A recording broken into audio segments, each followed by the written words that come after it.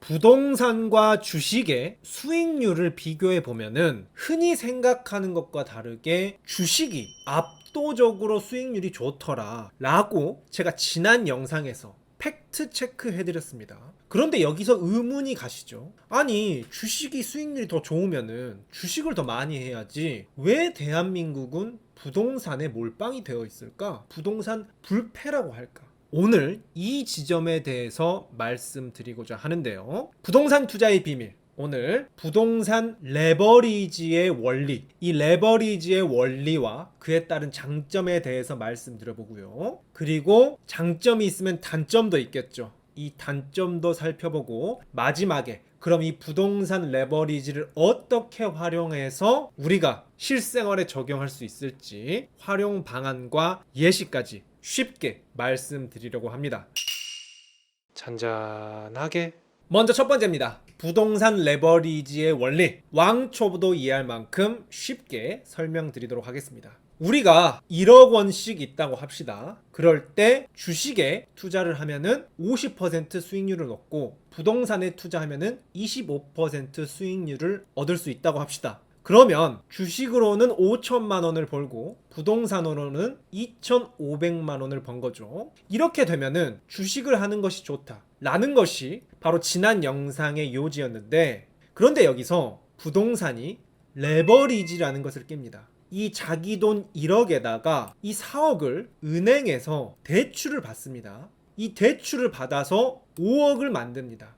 그리고 이 5억을 25% 수익률로 부동산에서 투자 수익을 얻는다면은 수익률 자체는 주식이 50%로 더 높더라도 주식은 5천만 원을 벌 때 부동산으로는 1억 2,500만 원을 절대 금액을 훨씬 더 많이 벌 수가 있습니다. 그래서 이걸 더 정확하게 뜯어보면 이렇죠. 4억은 은행 돈이고 내 돈은 1억만 들어갔는데 결과적으로 1억으로 1억 2,500만 원 수익을 얻은 것이기 때문에 이 부동산 레버리지, 즉 대출이라는 걸 활용했을 때 수익률이 125%로 급격하게 뛰더라. 그래서 부동산 레버리지를 활용하면은 주식의 수익률보다 갑자기 수익률이 배로 뛰어버린다 라는 이런 결과를 볼 수 있는데요. 그래서 우리가 레버리지라고 하면은 이런 지렛대 원리라고 하죠. 이 지렛대를 활용하면은 적은 힘만으로도 큰 물체를 옮길 수 있습니다. 이것을 비유해서 내 자산은 1억이지만 4억이라는 대출, 레버리지를 활용했더니 바로 큰 수익을 얻을 수 있더라. 그래서 이런 주택담보대출이나 전세자금을 활용해서 부동산에 투자하는 것을 부동산 레버리지라고 합니다. 그런데 여기에서 우리나라가 부동산 불패, 부동산 공화국이라는 오명을 쓰게 된 이유는 바로 이 전세자금까지 포함되어 있기 때문에 이 레버리지가 활발하게 들어가면서 우리나라가 부동산 몰빵 국가가 된 거거든요. 이 부분 설명드리자면은 원래 부동산 레버리지의 정석은 은행에서 주택담보대출을 받아서 하는 겁니다. 그런데 이 경우는 은행 대출을 받았기 때문에 내가 이 대출을 받은 기간 동안 은행에다가 이자를 내야 하는 이자 비용이 조금은 들어가죠. 그런데 우리나라는 전 세계적으로 봤을 때 독특하게도 전세 제도라는 것이 있죠. 그래서 은행에서 내가 대출을 안 하고 그냥 내 돈은 1억만 넣고 4억 정도를 내 집에 들어오는 세입자에게 전세금으로 받아서 5억을 만들어서 부동산 투자를 합니다. 그러면은 동일하게 수익은 이렇게 많이 가져갔는데 이자도 줄 필요가 없죠. 무이자다. 그래서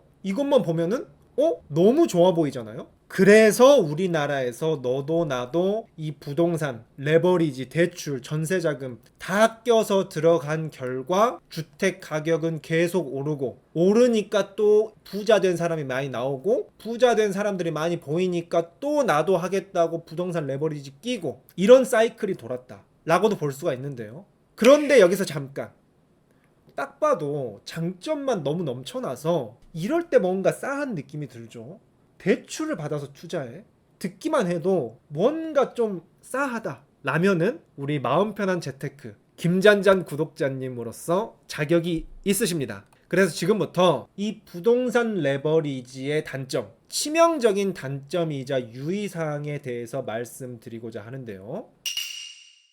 최근에 제가 EBS 다큐 프라임의 신간 돈의 얼굴이라는 책을 읽었습니다. 이거 책 괜찮더라고요. 막간을 활용해서 말씀드리자면은 이 책 경제 전반을 한번 살펴보는데 아주 재밌고 쉽고 실생활적으로 읽었습니다. 추천드리고요. 그런데 여기에서 이런 대목이 나옵니다. 대출은 자산이 아니라 부채입니다. 레버리지를 이용하여 자산을 구매한다면 이는 당신에게 위험할 뿐만 아니라 사회적으로도 위험합니다. 왜 나에게 위험한 건 알겠는데 사회적으로도 위험한 게 됐는지 뒷부분에서 계속 설명드리도록 하겠습니다. 부동산 레버리지는 가격이 계속 오르기만 한다면 너무 수익률을 많이 가져갈 수 있다. 개꿀이다 라고 말씀드렸습니다. 하지만 문제는 오르막길이 있으면 내리막길도 있는 법. 내리막길을 걸을 때가 문제인데요. 만약에 우리가 레버리지를 끼지 않고 내 돈으로만 부동산을 샀다면은 만약 집값이 25% 떨어졌을 때 우리는 2,500만 원 손실을 봤을 겁니다.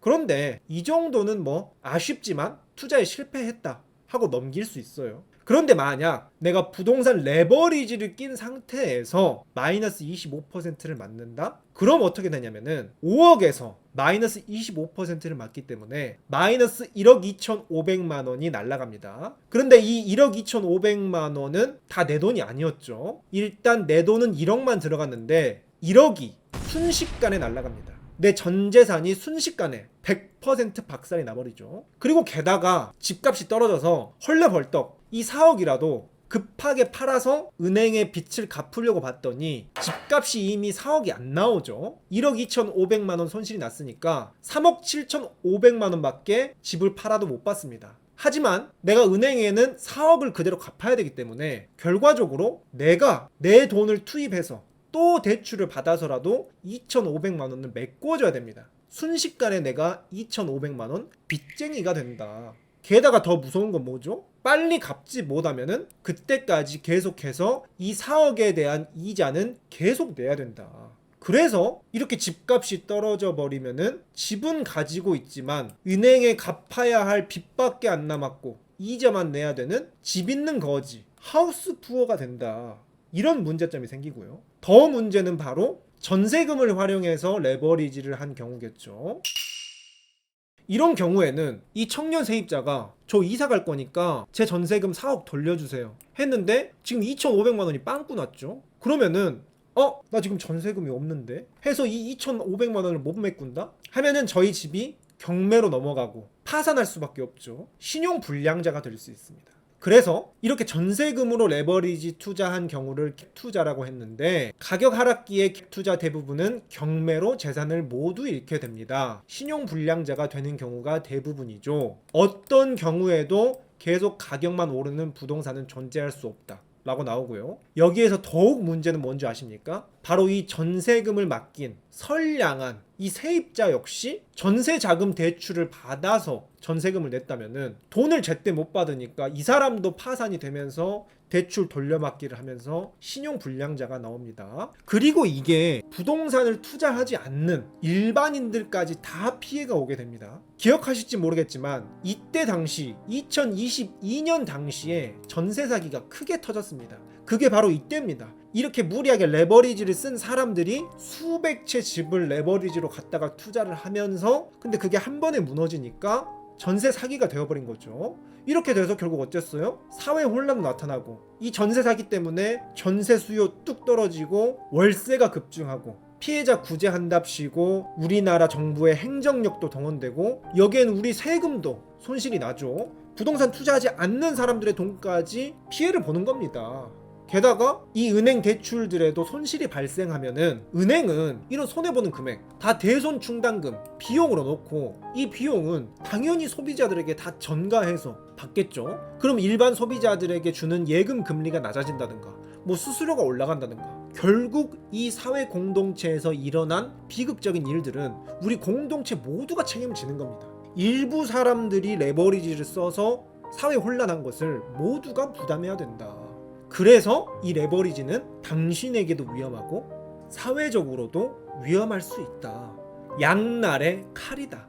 이것을 정말 유의하고 투자하셔야 하는데요. 그렇다면은 부동산 레버리지 절대 쓰면 안 될까요? 어떻게 써야 할까요? 칼은 사람을 해치기도 하고 잘 쓰면은 요리하는 데도 쓰이기도 하죠. 그래서 오늘 마지막으로 부동산 레버리지 어떻게 활용하면 좋을지 이 주식과 결합해서 활용 방안과 예시까지 설명드리면서 오늘 영상도 마쳐보고자 합니다.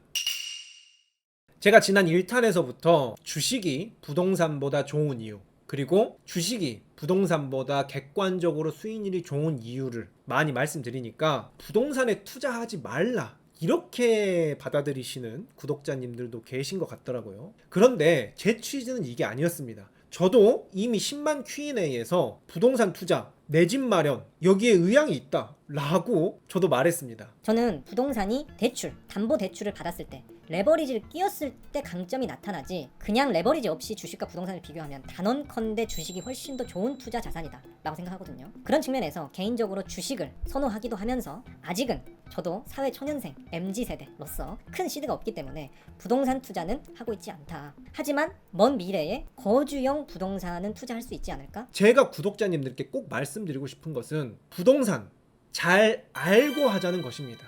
통념과는 다르게 부동산보다 주식이 더 수익률이 좋은 게 팩트고, 주식을 부동산이 이기려면 레버리지를 써야 되는데 이 레버리지에는 위험성, 리스크도 따른다는 것을 팩트 체크 해드리고 싶었습니다. 이것을 아는 상태에서 내가 부동산에 접근을 해야지 마음 편하게 그리고 꼼꼼히 계획을 해서 부동산도 투자를 할 수 있다. 이런 균형 감각을 가지셔라. 꼭 말씀드리고 싶었는데요. 그래서 저는 예시로 4가지를 지금부터 짧게 말씀드리겠습니다. 첫 번째, 부동산은 내 집 마련, 실거주를 위한 집 한 채를 30년 만기를 길게 해서 저금리로 금리가 쌀 때, 그리고 내 재정 상황을 고려해서 이 레버리지의 위험성이 있다는 것도 감수해서 안정적인 대출을 받아서 내 집 마련은 하고 나머지는 주식 투자하는 방법, 이런 방법도 있겠고요. 아니면은 나는 레버리지 충분히 감당 가능하다 하면은 적극적으로 부동산 투자 해도 됩니다. 이런 리스크까지 알고 투자하는 것과 모르고 투자하는 것은 다르겠죠. 그리고 어떤 분들, 특히 주식을 굉장히 좋아하시는 존리 대표님 같은 분들은 이렇게 말씀하시죠. 아예 부동산 투자하지 마라. 주식 수익률이 좋으니까 그냥 월세 살면서 레버리지도 쓰지 말고 적극적으로 주식에 투자해라. 이런 경우도 있을 수 있습니다. 저는 이 경우도 괜찮다고 생각합니다. 그리고 4번째로 이런 분들도 계십니다. 나는 집을 살 때 레버리지 자체를 쓰지 않겠다. 사실 레버리지는 내가 지금 목돈이 없는데 당장 살 집은 필요할 때, 특히 돈이 없는 사회초년생의 경우 유용하게 쓰면은 내 집 마련을 하는데 아주 유용한 도구가 되기도 하거든요. 그래서 대부분 부동산을 살 때 레버리지를 끼는데, 어떤 분은 나는 빚지기 싫다, 나는 이런 이자 생각하기도 싫다, 나는 무조건 안정성만 가져가겠다 해서 대출 하나도 안 끼고 내 집 마련하시는 분들도 있습니다. 그리고 나는 안정적으로 지수 투자만 하겠다, 이런 분들도 계시는데, 이분의 선례가 바로 제가 이전 10만 Q&A에서도 추천했던 돈의 심리학 저자인 모건 하우절 씨가 이렇게 했더라고요. 이분도 저와 비슷하게 안정적이고 정서적으로 마음 편한 것을 추구하기 때문에 이런 식으로 투자를 한다 라고 책에 써있던 것이 저는 굉장히 인상 깊어가지고 아직도 기억하고 있습니다. 그래서 어떤 선택을 하든 리스크까지 꼼꼼히 파악하고 삶을 먼저 마음 편하게 투자하시는 우리 구독자님들이 되시길 바라고요. 오늘 영상이 이런 길을 나아가는데 큰 도움이 되시길 바라는 마음에서 오늘 이렇게 열변을 토하면서 말씀을 드렸습니다. 사회에서 말하지 않는 통념과 다른 팩트 체크들, 하지만 꼭 필요한 정보들 앞으로도 꾸준히 채널에 업로드 해드리도록 하겠습니다. 놓치지 않으시려면 구독과 알림 설정 눌러주시고요. 그렇다면 저는 또 다음 영상에서 어떤 흥미로운 주제로 들고 올지 궁금하시죠? 그럼 다음 영상에서 또 우리 애정하는 구독자님들 찾아뵙도록 하겠습니다.